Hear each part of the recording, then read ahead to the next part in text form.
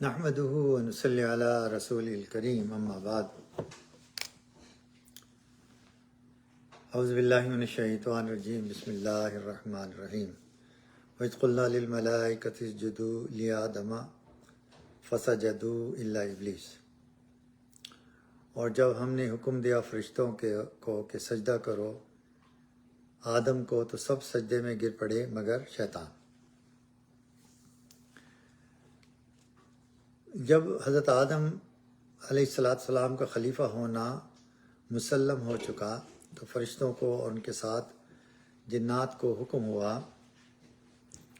کہ حضرت آدم علیہ السلام کی طرف سجدہ کریں اور ان کو قبلہ سجود بنائیں، جیسے سلاطین اپنا اول ولی عہد مقرر کرتے ہیں، پھر ارکان دولت کو نظریں پیش کرنے کا حکم کرتے ہیں تاکہ کسی کو سرتابی کی گنجائش نہ رہے۔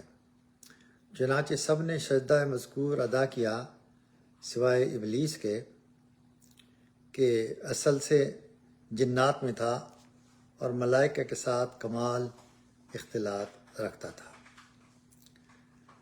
شیطان کی سرکشی کی وجہ کیا ہے؟ سبب اس سرکشی کا یہ ہوا کہ جنات چند ہزار سال سے زمین میں متصرف تھے اور آسمان پر بھی جاتے تھے۔ جب ان کا فساد اور خورے سی بڑھی تو ملائکہ نے بحکم الہی بعض کو قتل کیا اور بعض کو جنگل، پہاڑ اور جزائر میں منتشر کر دیا۔ ابلیس ان میں بڑا عالم و عابد تھا۔ اس نے جنات کے فساد سے اپنی بے لوثی ظاہر کی، فرشتوں کی سفارش سے یہ بچ گیا اور انہی میں رہنے لگا۔ اس تمام میں کہ تمام جنات کی جگہ اب صرف میں زمین میں متصرف بنایا جاؤں۔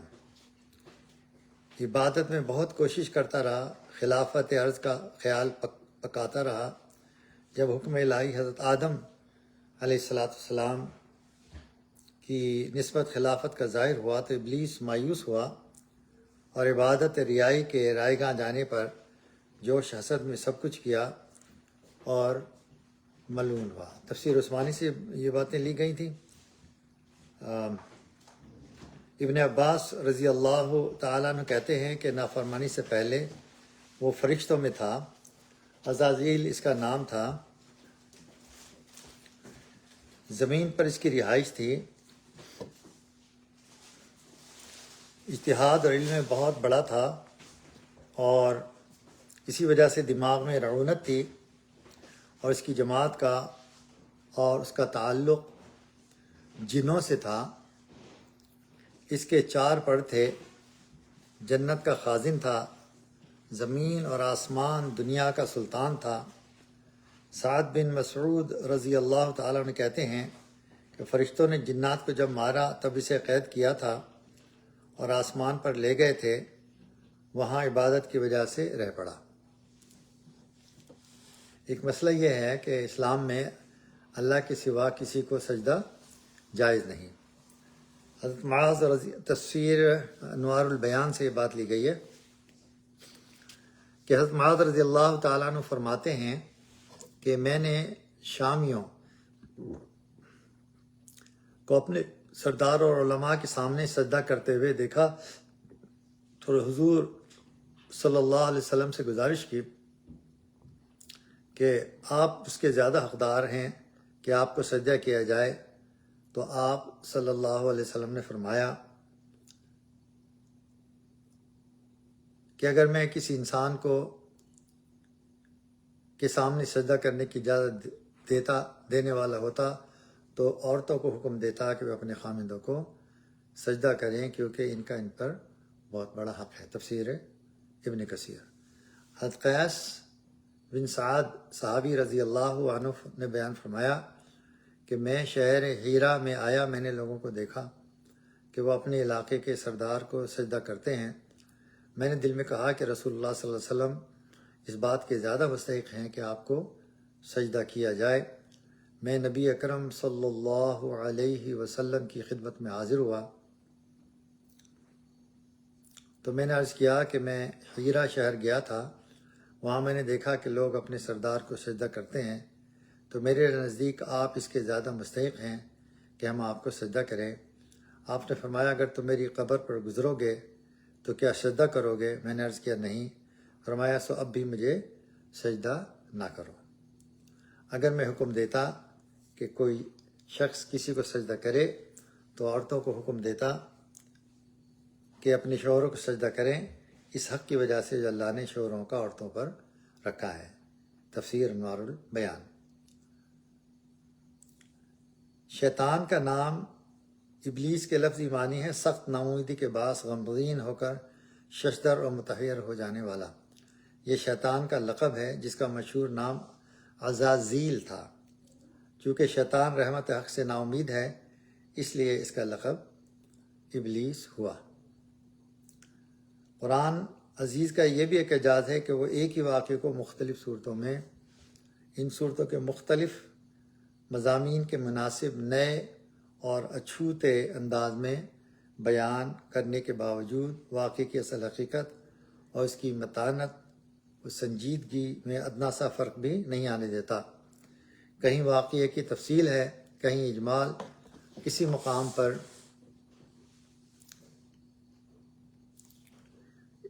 اس کا ایک پہلو نظر انداز کر دیا گیا ہے تو دوسرے مقام پر اسی کو سب سے زیادہ نمایاں حقیقت دی گئی ہے۔ ایک جگہ اسی واقعے سے مسرت و انبساط اور لذت و سرور پیدا کرنے والے نتائج نکالے گئے ہیں تو دوسری جگہ واقعے میں معمولی سا تغیر کیے بغیر خوف و دہشت کا نقشہ پیش کیا گیا ہے، بلکہ بعض مرتبہ ایک ہی مقام پر لذت و علم دونوں کا مظاہرہ نظر آتا ہے، مگر موعظت و عبرت اس کے تمام ذخیرے میں ناممکن ہے کہ نفس واقعے کی حقیقت اور متانت میں معمولی سا بھی تغیر پیدا ہو جائے۔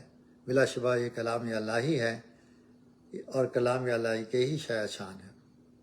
آدم علیہ السلام کا خمیر مٹی سے گوندھا اور ایسی مٹی سے گوندھا جو نت نئی تبدیلیاں قبول کرنے والی تھی۔ جب یہ مٹی پختہ ٹھکری کی طرح آواز دینے اور کھن کھنانے لگی تو اللہ تعالیٰ نے اس جسد کے خاک میں روح پھونکی اور بیک بیک گوشت، پوست، ہڈی، پٹھے زندہ انسان بن گیا اور ارادہ، شعور، حس، عقل اور وجدانی جذبات و کیفیات کا حامل نظر آنے لگا۔ تب فرشتوں کو حکم ہوا کہ تم اس کے سامنے سرب سجود ہو جاؤ۔ فوراً تمام فرشتوں نے تعمیل ارشاد کی مگر ابلیس شیطان نے غرور و تمکنت کے ساتھ صاف انکار کر دیا۔ فرشتوں پر انسان کی فضیلت ہے۔ ملائکہ اللہ چونکہ اپنی خدمات مفروضہ کے علاوہ ہر قسم کی دنیاوی خواہشوں اور ضرورتوں سے بے نیاز ہے، اس لیے وہ ان کے علم سے بھی ناشنا تھے، اور آدم علیہ السلام کو چونکہ ان سب سے واسطہ پڑنا تھا اس لیے ان کا علم اس کے لیے ایک فطری امر تھا جو رب العالمین کی ربوبیت کاملہ کی بخشش و عطا سے عطا ہوا، اور اس کو وہ سب کچھ بتا دیا گیا جو اس کے لیے ضروری تھا۔ بہرحال آدم علیہ السلام کی صفت علم سے اس طرح نوازا گیا کہ فرشتوں کے لیے بھی ان کی برتری اور استحقاق خلافت کے اقرار کے علاوہ چارہ کار نہ رہا، اور یہ ماننا پڑ گیا کہ اگر ہم زمین پر اللہ تعالیٰ کے خلیفہ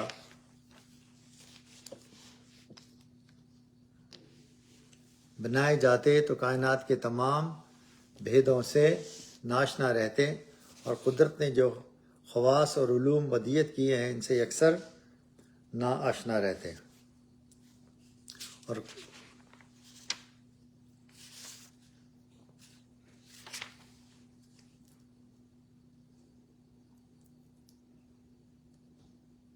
نہ ہم خرد و نوش کے محتاج ہیں کہ زمین میں ودیت شدہ رزق اور خزانوں کی جستجو کرتے، نہ ہمیں غرق کا اندیشہ کہ کشتیوں اور جہازوں کی ایجاد کرتے، نہ مرض کا خوف کہ قسم قسم کے معالجات، اشیاء کے خواص، کیمیائی مرکبات معلوم کر لیتے۔ بلا شبہ یہ صرف حضرت انسان ہی کے لیے موضوع تھا کہ وہ زمین پر خدا کا خلیفہ بنے اور تمام حقائق و معارف اور علوم اور فنون سے واقف ہو کر نیابت الہی کا صحیح حق ادا کرے۔ حضرت آدم علیہ السلام ایک عرصے تک تنہا زندگی بسر کرتے رہے، مگر اپنی زندگی اور راحت و سکون میں ایک وحشت اور خلا محسوس کرتے تھے، اور ان کی طبیعت اور فطرت کسی مونس و ہمدم کی جویا نظر آتی تھی۔ چنانچہ اللہ تعالیٰ نے حضرت حوا علیہ السلام کو پیدا کیا، اور حضرت آدم اپنا ہمدم رفیق پا کر بے حد مسرور ہوئے۔